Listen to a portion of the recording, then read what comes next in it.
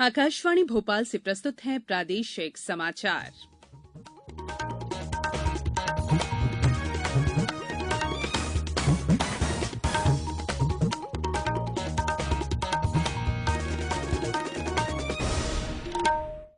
नमस्कार, समाचारों के साथ मैं संयुक्ता बैनर्जी। कोविड मरीजों की संख्या फिर से बढ़ रही है, इसलिए सभी श्रोताओं से अपील है कि कोई भी कोताही न बरते, सभी सुरक्षा उपायों का पालन करें और 45 वर्ष से ऊपर के सभी लोग बेहिचक टीका लगवाएं। सुरक्षित रहें और इन आसान उपायों का पालन करें। मास्क पहनें, 2 गज दूरी है जरूरी, सुरक्षित दूरी बनाए रखें, हाथ और मुंह साफ रखें। अब मुख्य समाचार। प्रदेश में लॉकडाउन नहीं लगाया जाएगा, मुख्यमंत्री ने कहा लॉकडाउन समस्या का समाधान नहीं है। केंद्र ने कोविड की दवा रेमडेसिविर के निर्यात पर रोक लगाई और प्रदेश में भी शुरू हुआ कोरोना टीका उत्सव। और अब समाचार विस्तार से। मुख्यमंत्री शिवराज सिंह चौहान ने कहा है कि प्रदेश में लॉकडाउन नहीं लगाया जाएगा। श्री चौहान ने कल भोपाल में मीडिया कर्मियों से बात करते हुए कहा कि लॉकडाउन समस्या का समाधान नहीं है। लॉकडाउन से आर्थिक गतिविधियों में रुकावट आती है। उन्होंने कहा कि राज्य में कोरोना संक्रमण को प्रभावी ढंग से रोकने के लिए स्वतः स्फूर्त कोरोना कर्फ्यू सबसे कारगर उपाय है। हालांकि शहरों में आवश्यकता अनुसार कोरोना कर्फ्यू लागू किया जाएगा। मुख्यमंत्री ने बताया कि सभी जिलों में कोरोना के उपचार के लिए बिस्तर और ऑक्सीजन की पर्याप्त व्यवस्था है।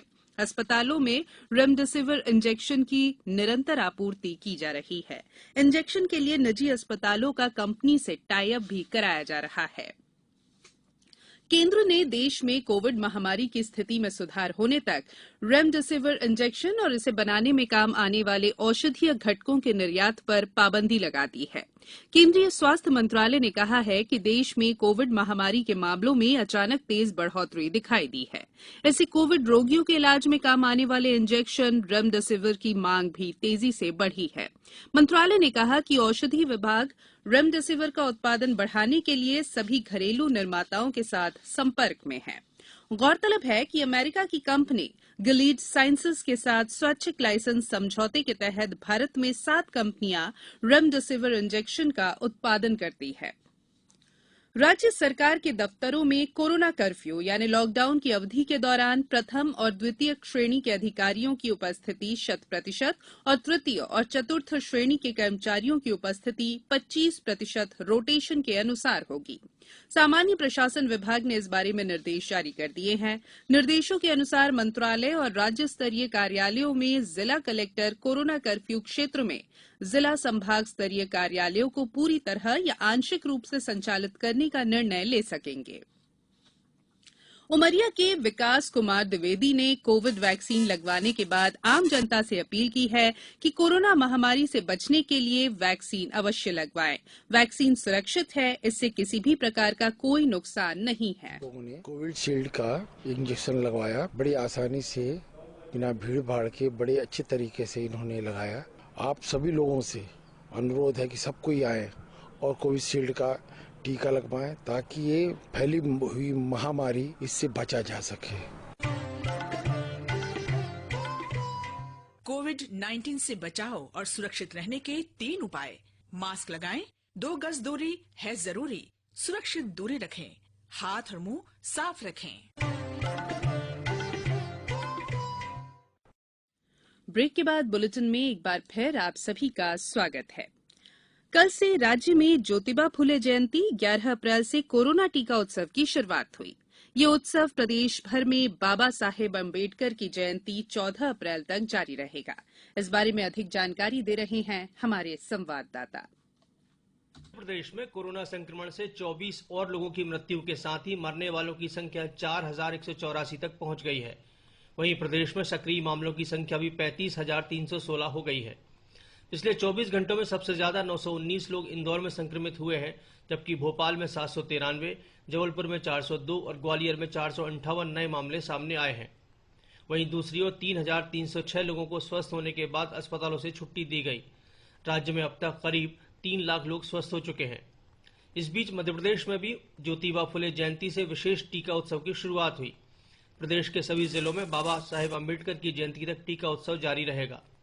राज्य सरकार ने जनप्रतिनिधियों, धार्मिक नेताओं, समुदाय प्रमुखों और स्वयंसेवी संगठनों से अपील की है कि वे टीका उत्सव को सफल बनाने में सक्रिय भागीदारी निभाएं। संजीव शर्मा, आकाशवाणी समाचार, भोपाल। राज्य सरकार ने भी जनप्रतिनिधियों, धार्मिक नेताओं, समुदाय प्रमुखों और स्वयंसेवी संस्थाओं से अपील की है कि वे टीका उत्सव को सफल बनाने में सक्रिय भागीदारी निभाएं। प्रसिद्ध क्रिकेट कमेंटेटर सुशील दोषी ने भी उत्सव के दौरान अधिक से अधिक लोगों से टीका लगवाने की अपील की है। क्रिकेट में नाम नहीं खेलता, आपको खुद खेलना पड़ता है। अगर आपका नाम सचिन तेंदुलकर है तो सैकड़ा अपने आप नहीं टंग जाएगा, उस दिन आपको सचिन तेंदुलकर की तरह खेलना पड़ेगा। उसी तरह से कोरोना की जो बीमारी है ये नाम नहीं देखती। आप भले से सचिन तेंदुलकर हो या डोनाल्ड ट्रंप हो, हम जानते हैं कि इन सबको कोरोना हो चुका है। टीका जो आ गया है वो टीकाकरण करें और उससे अपने आप को बचाएं। इससे पहले प्रधानमंत्री नरेंद्र मोदी ने देश भर में 4 दिन के विशेष टीकाकरण अभियान का शुभारंभ किया। इस मौके पर उन्होंने कहा कि कोविड टीकों की बर्बादी नहीं होना चाहिए, साथ ही पात्र व्यक्ति इसका टीका अवश्य लगवाएं। उन्होंने लोगों से कहा कि खास जरूरत के बिना घर से बाहर न निकलें। प्रधानमंत्री ने परिवार में सभी को टीका लगवाने की जिम्मेदारी घर की महिलाओं से संभालने की अपील की है। अब कुछ समाचार संक्षेप में। जबलपुर में रेमडेसिविर इंजेक्शन की कालाबाजारी करने पर एक मेडिकल स्टोर को सील कर दिया गया है। डिंडौरी जिले में व्यापारियों से कहा गया है कि वे अपने प्रतिष्ठान तभी खोल सकेंगे जब उनकी कोरोना रिपोर्ट नेगेटिव होगी। उमरिया जिले में 16 अप्रैल तक लॉकडाउन बढ़ाया गया है। सतना जिले में कल तेज आंधी के साथ बारिश हुई। मौसम में हुए बदलाव से जिले में बिजली की आपूर्ति भी बाधित हुई है। रतलाम जिले के कालूखेड़ा थाना और मावता पुलिस चौकी में पदस्थ 36 में से 18 पुलिसकर्मियों की कोरोना रिपोर्ट पॉजिटिव आई है। और आईपीएल क्रिकेट में कल रात चेन्नई के एमए चिदम्बरम स्टेडियम में कोलकाता नाइट राइडर्स ने सनराइजर्स हैदराबाद को 10 रन से हरा दिया। वहीं आज शाम 7:30 बजे मुंबई में राजस्थान रॉयल्स का सामना पंजाब किंग्स से होगा। अंत में बुलेटिन के मुख्य समाचार एक बार फिर। प्रदेश में लॉकडाउन नहीं लगाया जाएगा। मुख्यमंत्री ने कहा लॉकडाउन समस्या का समाधान नहीं है। केंद्र ने कोविड की दवा रेमडेसिविर के निर्यात पर रोक लगाई और प्रदेश में भी शुरू हुआ कोरोना टीका उत्सव। इस बुलेटिन में फिलहाल इतना ही।